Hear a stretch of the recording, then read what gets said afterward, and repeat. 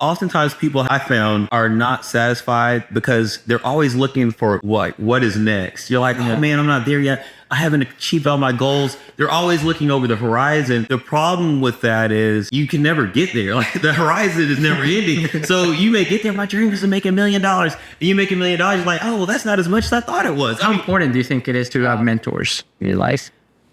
I think it's very important because there are a lot of versions of mentors.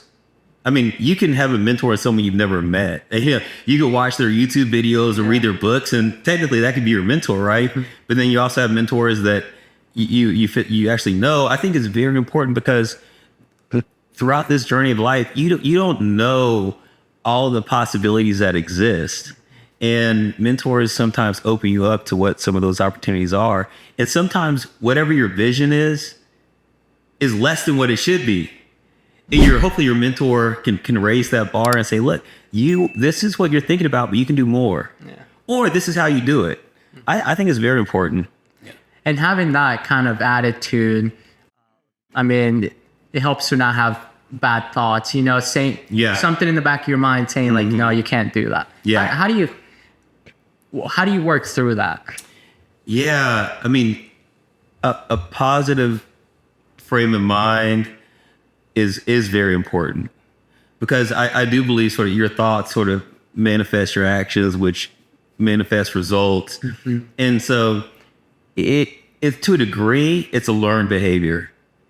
To a degree, you can sort of talk yourself into a better mindset or read some books that help you have the better mindset. There are a lot of ways to get it. Yeah. And doing the work, having a little bit of success, those sorts of things help as well. And then the other is oftentimes people I found are not satisfied because they're always looking for what is next. You're like, oh man, I'm not there yet. I haven't achieved all my goals. They're always looking over the horizon. But the problem with that is you can never get there. Like the horizon is never ending. So you may get there. My dream is to make $1 million. And you make $1 million. You're like, oh, well, that's not as much as I thought it was. I mean, I've seen those scenarios.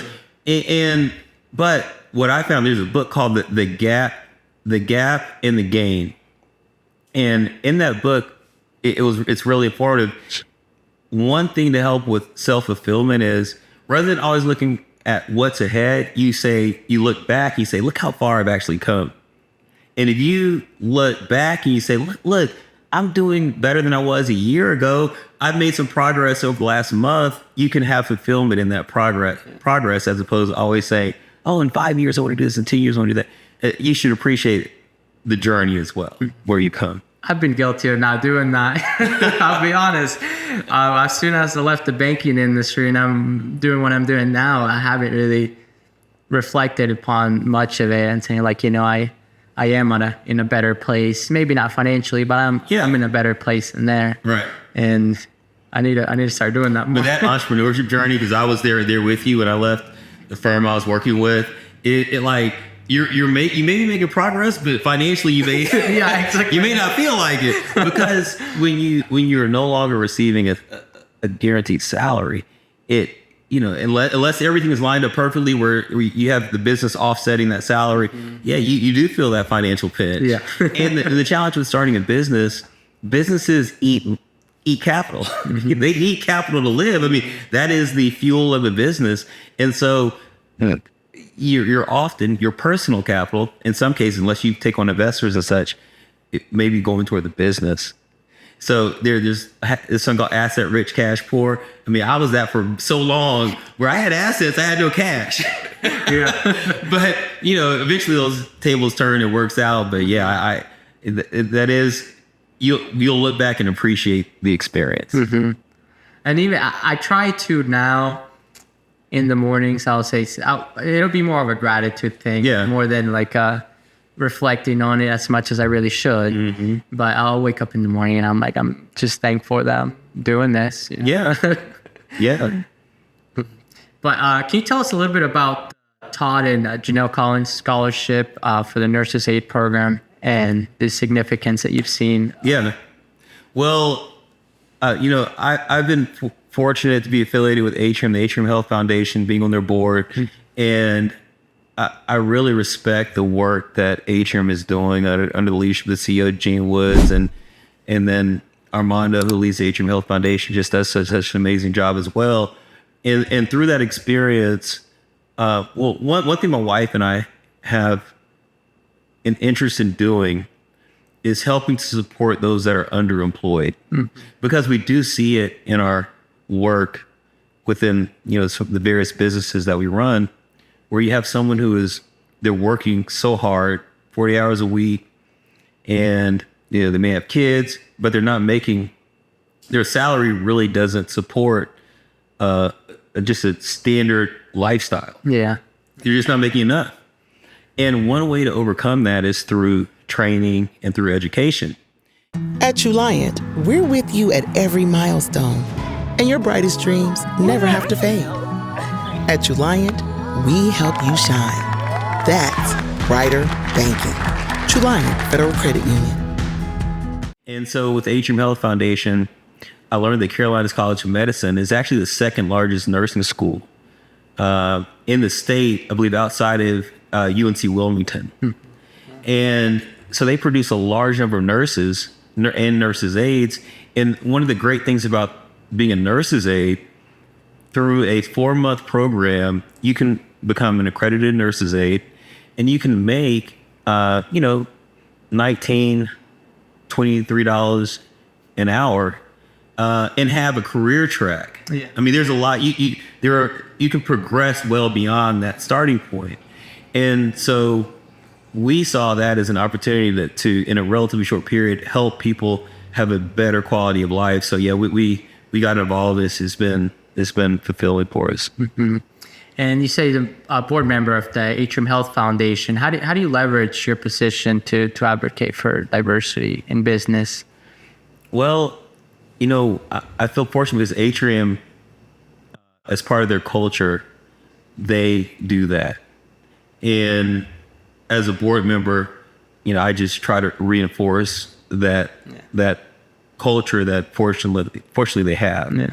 And so, the one great thing about the scholarship, there have been a lot of diverse candidates that have come through there, and now many of them have graduated and they're on successful careers. And then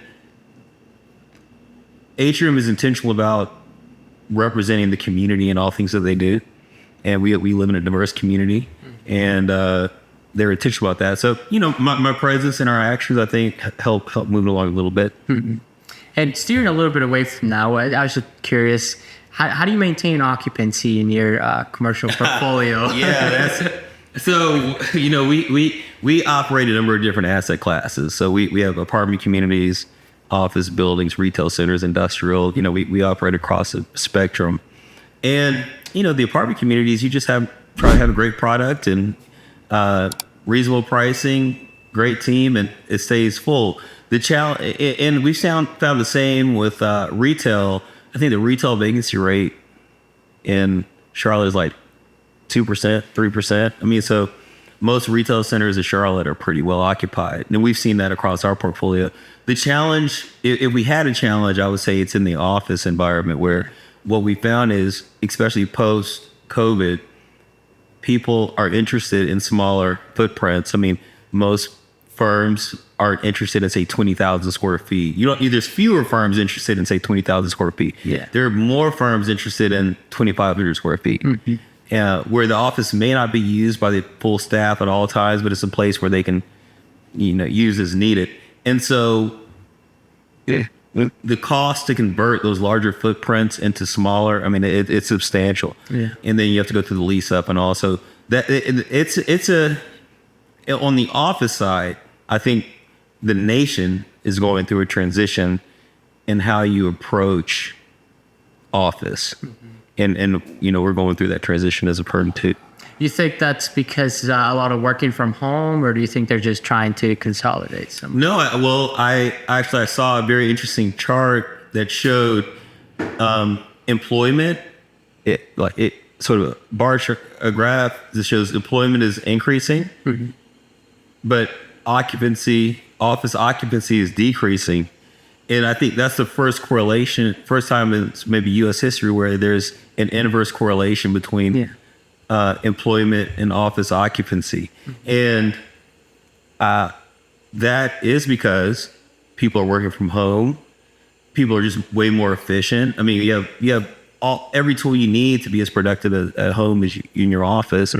And so, there's just fewer people working in a stereotypical 1990s office. That world doesn't exist anymore. Even our office, we have a schedule where people come in a few days a week, they work from home a few days a week, and for the corporate team, clearly on-site team needs to be on site, and we're productive and people are happy and it works. So we would not change to make everybody come back in the office. I want to say I'm very grateful for you to join us today and for sharing your insights, knowledge, not just with me, but with everyone else. Again, your commitment to driving positive change, both in business and in communities, serves us an inspiration. Thank you for tuning in, and we look forward to bringing you one more engaging conversation. Stay tuned, and we'll see you next time.